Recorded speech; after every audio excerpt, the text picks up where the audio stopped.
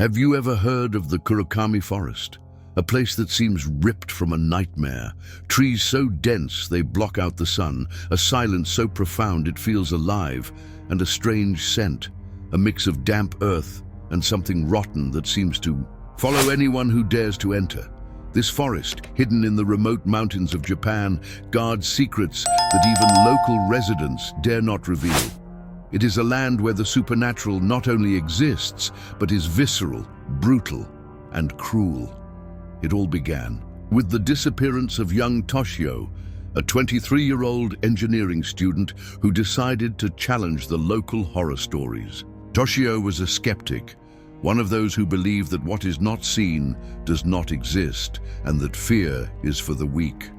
He ventured into Kurakami on an autumn afternoon, armed only with a camera and a recorder to document his expedition. What he found forever changed how the forest is viewed, and left behind clues that make us question the extent of the supernatural's power. Initially, Toshio recorded strange sounds that sounded like distant whispers. But as the hours passed, these whispers turned into clear voices, names called in an ancient Japanese, chilling and menacing. The young man began to lose his sense of time and space, feeling watched by something invisible. At one point, the camera captured a gigantic shadow, a silhouette that looked like a man, but with abnormally long arms and completely black eyes. The last thing Toshio recorded before complete silence was an agonizing scream that echoed like thunder within the forest. The residents near Kurakami avoid mentioning the young man's name. They say he did not die that day, but was possessed, trapped in a limbo between the world of the living and the dead, condemned to wander forever among the trees. Some say that at night, if you get close enough, you can hear his piercing scream, mixed with the wind, and whoever dares to answer the call is fated never to return home. But Toshio was not the only victim. Historically, there are ancient records of unexplained disappearances in the forest, dating back centuries, a pattern that was never solved by local authorities because every time an investigation began, something horrible happened to prevent its continuation. Once, an entire rescue team vanished without a trace. On another occasion, an investigator was found, maddened, mutilated, whispering about the voice of the forest and the eyes that never sleep. If these accounts are already disturbing, wait until you hear what happens to those who encounter the black light, a kind of dark flame that inexplicably appears among the trees and, according to reports, is the mark of the curse that imprisons souls in Kurakami.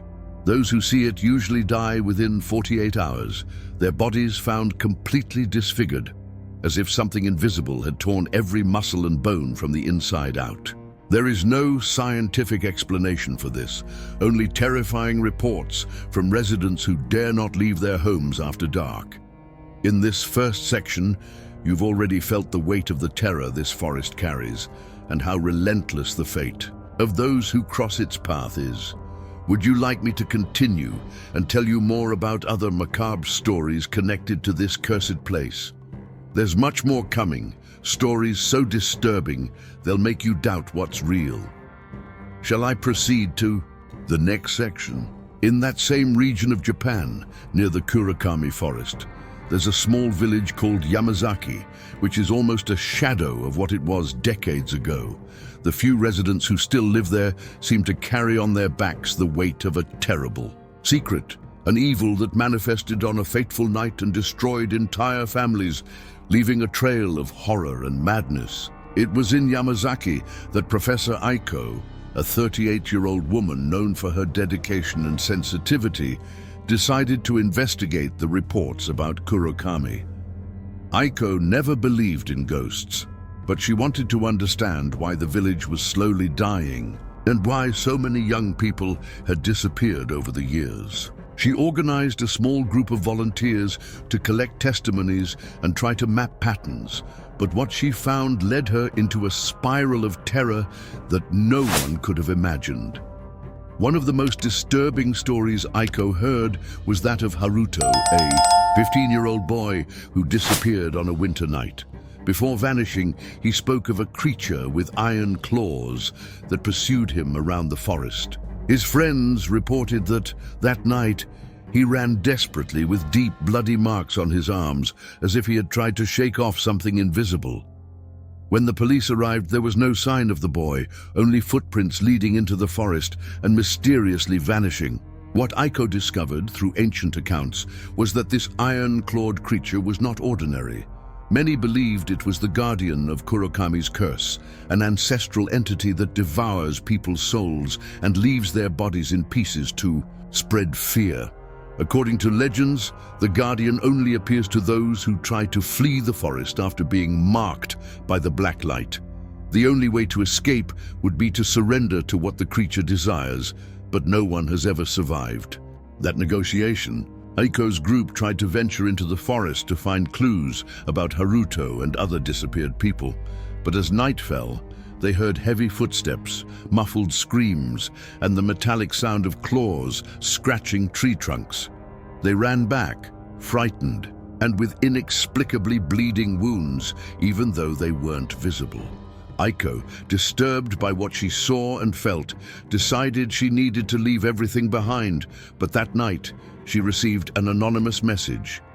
"You are marked too." This is the point where many of you must be wondering, how can someone know they are marked, and what does this mark really mean? Well, what Professor Aiko didn't know was that the mark is a sensation, a constant pressure in the chest, an invisible presence that follows you and whispers your name when you're alone. It's not visible, but its effect is fatal. Whoever has it begins to lose control of their own mind, and the only apparent way out is to enter the forest and face the guardian. If you flee, death is certain and the suffering endless. Now I want to pause quickly for you who are watching. If you felt that shiver down your spine, or if any of these stories have affected you, tell me in the comments. What was the most terrifying moment for you so far? And more importantly, have you experienced something you couldn't explain? Your experience can help the community understand more about these forces that escape our understanding. Oh, and if you haven't subscribed to the channel yet, why not take this moment to become part of our community? Here, we don't just tell stories, we live them with you. Just click that red button down there. I promise it won't just be another click, it will be the beginning of a journey to the darker side of reality, where only the brave arrive. Let's grow together and face these horrors, because in the end, the truth sets us free. Further west, in the isolated village of Montaña Negra, in the mountains of Colombia, there is a place where time seems to have stood still, but horror stories run rampant among the residents who resist abandonment.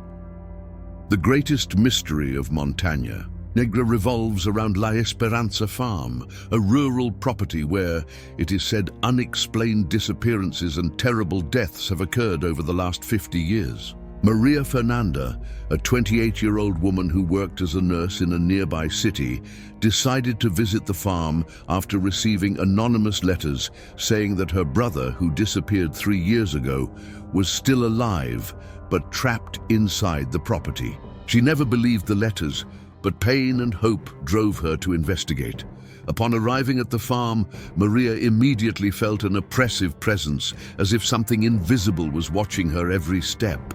In the main house, she found old records in a diary written by a former owner named Esteban, who described voices that haunted him during the night.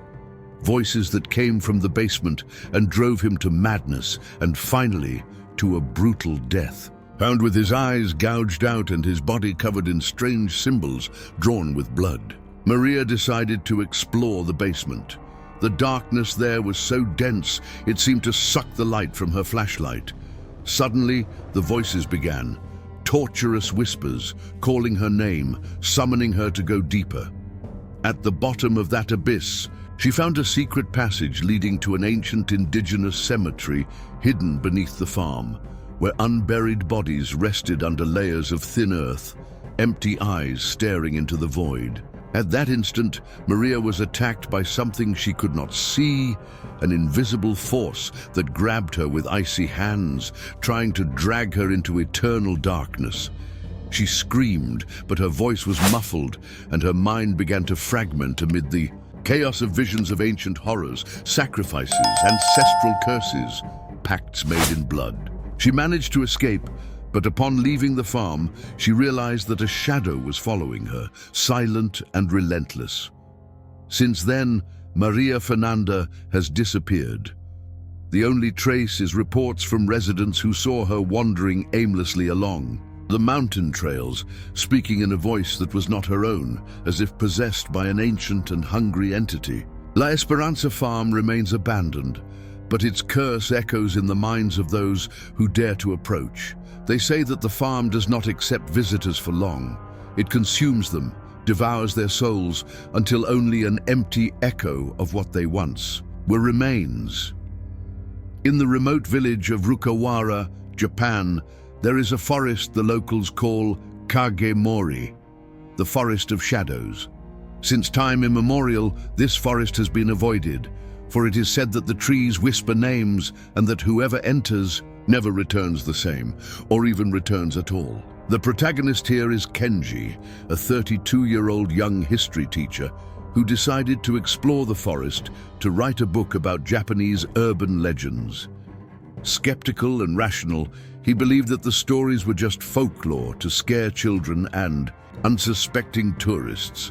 What he did not expect was that those ancestral voices and shapeless shadows were real and relentless. In his first foray, Kenji felt the air change abruptly. The feeling of being watched was suffocating. That night, while setting up camp, he began to hear women's voices singing a sad and hypnotic melody. Curious, he followed the sound, deeper and deeper into the woods. The voices led him to a clearing where he found scattered human bones and amulets made of teeth and braided hair. As he watched, shadows emerged from among the trees, taking human form, their faces empty, with mouths open in silent screams. Kenji tried to flee, but the forest seemed to shift, creating new paths that confused and trapped him. He was trapped for days, slowly going mad, seeing the shadows whispering horrifying secrets from the past, stories of brutal murders, mass suicides, and forgotten rituals. In one of the most terrifying moments, he witnessed a hooded figure stabbing a man. But when he looked around, the body was already gone, leaving only a pool of blood that continued to expand. When he finally managed to escape, Kenji was no longer the same. The shadow of that forest accompanied him like an invisible mark, and he knew his fate was already sealed. Shortly after, he was found dead in his home, hanged, with a message written on the wall in his own blood: "Do not trust the voices." What happened to Kenji was not an isolated case. In the same region, for years, several people disappeared or died in circumstances so horrifying that they were not even officially recorded. The Kagemori forest seems to be a portal where past and present intertwine in a continuous nightmare, fueled by forces that do not belong to this world. In the last account, follow the story of Aiko, a 28-year-old journalist who decided to investigate the mysterious deaths in the region, including Kenji's. She entered the forest with modern equipment, cameras and all the technology that could ward off the unknown. But there, nothing works, neither light nor reason. Gradually, she began to feel the same presence that had tormented Kenji, as if the trees watched her every move, as if the very air carried the screams of trapped souls. One night, alone in the middle of the woods, she filmed a terrifying phenomenon. A black mist that took human form, with glowing red eyes whispering words in a language that did not seem to be of this world.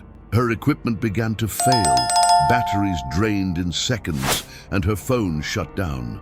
When she tried to run, the mist enveloped her, and the camera's images showed only her face frozen in a soundless scream. Aiko disappeared that night, and her Last recording was never recovered. The villagers swear that she is still there, among the shadows of the forest, a trapped spirit that now warns the unwary never to try to unveil the secrets of Kagomori. Before I finish, I want to give you a different invitation. If you felt the weight of these stories, share in the comments which one affected you the most, or if you've experienced something that defies logic, something that only those who feel it truly understand. Your experience can help the community realize that not everything is written and that the unknown will always be lurking. If you liked the video, don't forget to subscribe to the channel. Here we don't just tell stories, we live them with you. Bring your voice, your story, and let's unravel these dark mysteries together. And remember, the world is full of shadows, but it's in the light of our community that we can face terror and transform fear into knowledge. Thank you for being here. Until our next encounter with the darker side of the unknown.